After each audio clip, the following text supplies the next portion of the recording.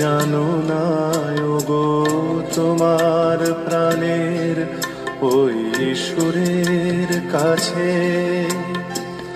আমার গানের বাণী আহত পাখির মতো লুটায়ে আছে।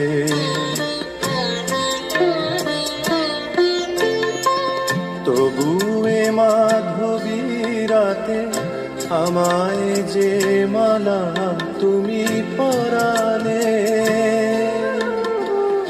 যে মাধুরী দিয়ে মোর শূন্য জীবন তুমি ভরালে,